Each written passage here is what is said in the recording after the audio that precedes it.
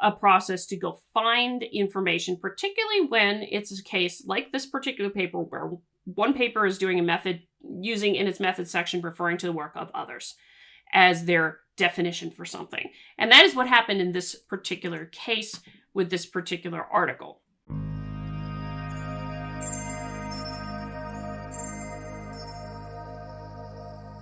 Alrighty. So this particular article caught my attention.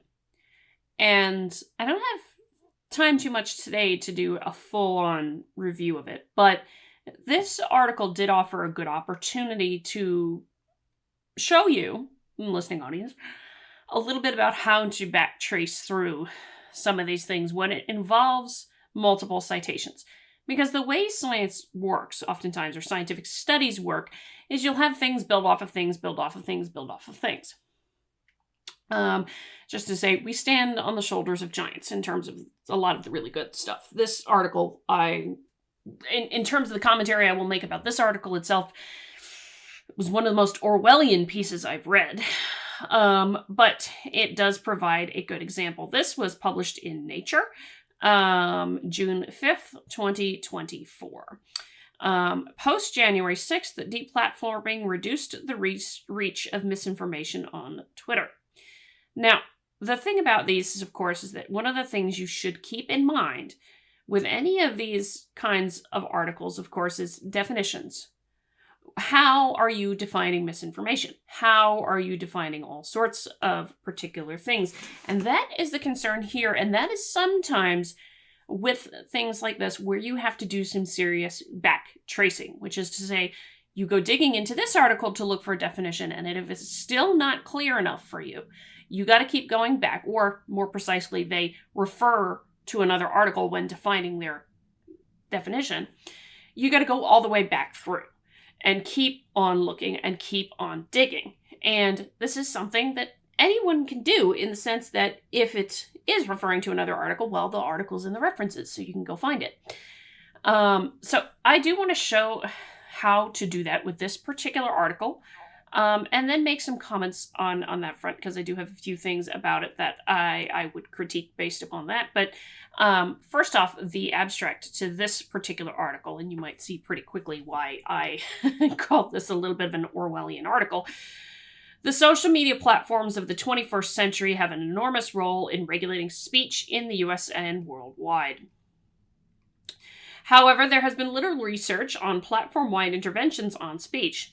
Here we evaluate the effect of the decision by Twitter to suddenly deplatform 70,000 misinformation traffickers in response to the violence at the U.S. Capitol on January 6, 2021, a series of events commonly known and referred to here as January 6th. Using a panel of more than 500,000 active Twitter users and natural experimental designs, we evaluate the effects of this intervention on the circulation of misinformation on Twitter. We show that the intervention reduced the circulation of misinformation by the deplatformed users, as well as those who followed the deplatformed users, though we cannot identify the magnitude of the causal estimates owing to the concurrent co-occurrence of the deplatforming intervention with the events surrounding January 6th. We also find that many of the misinformation traffickers who were not deplatformed left Twitter following the intervention. The results inform the historical record surrounding the insurrection, a momentous event in U.S. history, and indicate the capacity of social media platforms to control the circulation of misinformation and, more generally, to regulate public discourse. Now, personally, as a free speech absolutist, I don't like the idea of somebody regulating public discourse to a certain degree, to an intense degree. So there is that. But let me flip over to the actual article here, because you might notice this one is behind the paywall here, but as it were, I do have access to the article. And so a lot of this article depends on a particular definition. So let me scroll down to where that is so you can see it in here when they first mention it. Because a lot of this talks about misinformation retweets, and they define this as misinformation URLs. Things that are providing misinformation URLs. And so as the natural question is, you're following along trying to figure out the article, and if it was done well or poorly or anything along that line. or just trying to understand it in generally, you will naturally have the question of what is a misinformation URL? This is where it gets interesting with this article, and you do have to dig a little bit. You have to have some tenacity in here. And I will admit, actually, when I was first looking at this article, because I was looking really quickly, and I just did a Control F search for misinformation URL, I didn't actually get what I was looking for. And it was actually one of my esteemed colleagues who pointed it out to me where it was, because I had missed it when I was looking for it really quickly the other day. The unfolding crisis at Twitter is illustrated in Figure 1, right, which shows the daily percentage of posts that include a misinformation URL among all tweets and retweets containing a URL that users in our sample shared around the time of the 2016 and 2020 elections. The dataset and classification of misinformation URLs are described in the methods. That's misinformation URLs, and how you define it is the crux of this entire paper, right? And so, well, how the heck do you define it? Here's a fun question, right? So they say, handily, the definition, the dataset and classification of misinformation URLs are described in the methods. Now, I will make a point to say right here, they did not actually say misinformation URLs are blank in the methods. It's actually more convoluted of an explanation than that, and more convoluted than it needed to be. But let me go down to show you where that is. So here in the methods section is highlighted. For each domain, we determine each URL, I should say, each domain rather, we determine whether or not it is a fake news domain by referring to a predefined list of fake news domains. Our list of fake news domains is defined by combining data from Grinberg et al., which is one of the references, and the proprietary list from the journalism company NewsGuard, using the March 29th, 2021 snapshot. NewsGuard gives websites a score between 0 and 100, with a score below 60 indicating low credibility domain. As robustness checks, we perform the analyses with the Grinberg list alone and NewsGuard list alone, and Indiana University's IFI list as an alternative definitions, and report these results in supplementary figure 5. Our domain list includes a list of fake news sites from Grinberg et al., which operationalizes, quote, sites that lack editorial norms and processes to ensure the credibility of information. NewsGuard's index uses a combination of attributes, editorial processes, fact checks, and financial disclosure to capture the reliability or quality of a domain. These criteria capture both misinformation and disinformation domains, but our measurement does not evaluate the truth value of a URL's content. Although the specific criteria can vary from list to list, Lynn et al. Find high levels of agreement between domain lists, which is to say a lot of people who came up with the same list of misinformation URLs end up with a lot of the same things on a lot of the same lists in this particular case. So apparently there's, reliable things there. Now, here's the kicker with that. Our measurement does not evaluate the truth value of a URL's content. So you're saying it's misinformation URL, but are you evaluating whether or not it's something true that's coming from that? But anyway, so the Grinberg et al. Reference, this is because we have to go back and find, okay, what's the Grinberg et al. Reference that you're using as a domain list here? And, saying also that there's high levels of agreement between these lists of domains that are considered misinformation URLs, yeah? It turns out to be this particular piece published in Science in 2019, Fake News on Twitter during the 2016 U.S. presidential election. Now, this is another one where you actually have to dig and dig and dig and dig for it, because the methods section is all of right here and right here, but they actually do provide it in their own supplementary material. And this is where it is right here. Let me go back up to the top so you can see the start of this thing here. So from Science, supplementary materials for that particular article, just for the record and reference here. And defining fake news is right here in section 5 of the supplementary material. So you've traced it back. Now we're through one article. This is how Grinberg et al., which was used by the Nature article that I started with, put together that information.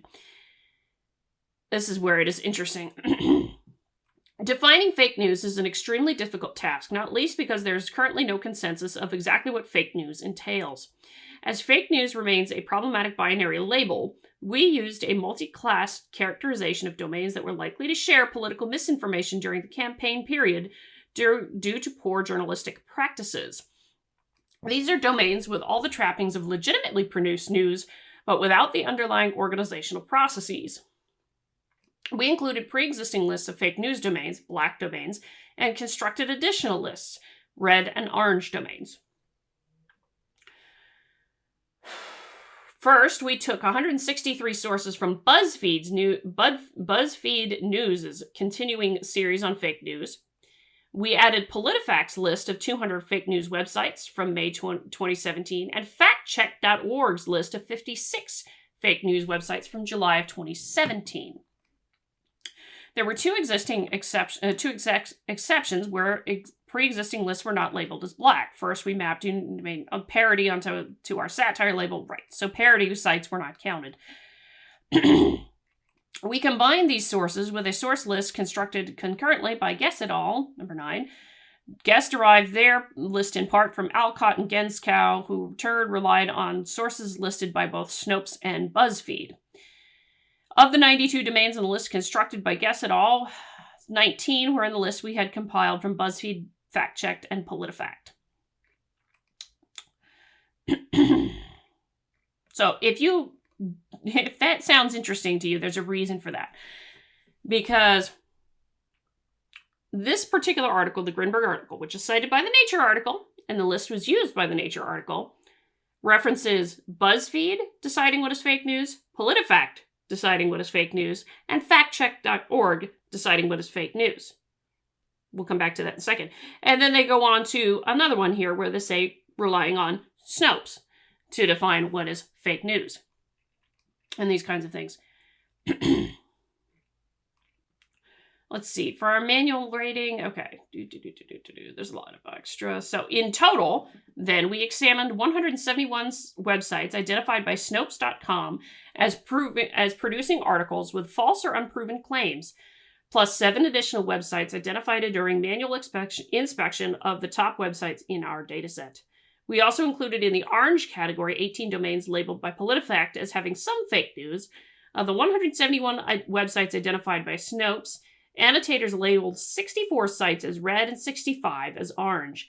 They characterized the remaining 4 domains as 42 domains, I should say, as reputable news publishers, sites containing only mild inaccuracies, clearly satirical, or sites other than news. None of these were considered fake news sources. Now, why does this matter? Because you would be well within your rights to be concerned that some of these things are somewhat themselves biased. In other words, a fair question I would be asking for a study like this is, did the authors bias check the bias checkers in here? Because I'm quite sure that for a lot of folks watching this who are more on the right, they would reasonably argue, I think, that BuzzFeed, Snopes, PolitiFact, and FactCheck.org are all left or lean left in this case. And that is what you find when you look at something like All Sides. So I have this pulled up from allsides.com, which does ratings of different news sites and the like here. BuzzFeed is rated left, very left-leaning actually. In particular, what they say about BuzzFeed is that it does have a tendency to just exclude perspectives they dislike to begin with. Snopes is rated as lean left here in their own thing. Here again, left-wing bias is found multiple times. PolitiFact, likewise, also rated as lean left, though, of course, it's fair to note the confidence is low in this particular case. And also, again, FactCheck.org is also rated as lean left, though it actually has the lowest lean left rating of the bunch. But nonetheless, that is a fair critique and concern to have about articles that made use of those when defining fact checks and defining misinformation. Now, I don't know a whole heck of a lot about all the websites that were specifically flagged, But it is down here in the supplemental where you can actually get to the list of websites that were considered fake news URLs by this particular article in Science. Let me just remind you what that one is. This particular news article in Science, but then subsequently used by this particular article published recently in Nature. To call all these things that. And it does include a lot of interesting URLs. I mean, you can see that there. This is actually, can I get it to show? Yes. This is actually specifically what they defined as red fake news sites. So the kind of tiers, I guess it's what black is the absolute worst and red is kind of second highest and then orange all the way down. So there's a lot of names in there that I'm sure some folks would recognize. I'm not going to read them all off here. I don't have opinions about any of them either way, to be honest, because, well, I'm very critical with anything that I read, so I don't really have opinions either way on this. But this is what was taken up and considered a misinformation URL in that particular Nature paper by those definitions provided by others. Likewise, this is actually the group of orange fake news sites in here. Some of these you might recognize pretty dang quickly in here with some of these particular URLs being being considered to be fake news websites. And the thing is, it may not all necessarily be right-wing or left-wing. I don't know them all to be able to make a very good judgment on that. That's why I'm not trying to do that judgment. The point of this video was not to say so much about the content of the article, though I do think this particular article is very Orwellian and does have a distinct amount of bias to it. That wasn't the point of this particular video, so much as this particular video was about walking you through a process to go find information, particularly when it's a case like this particular paper where one paper is doing a method, using in its method section, referring to the work of others as their definition for something. And that is what happened in this particular case with this particular article. All of which, of course, I'll provide the examples for you in the description of this video. It is difficult to do this. It is difficult sometimes to do this in that it is tedious and you have to be very thorough in reading and what have you. But that doesn't mean it's impossible to do. And I actually do very much encourage it, particularly as more and more articles are starting to become open access.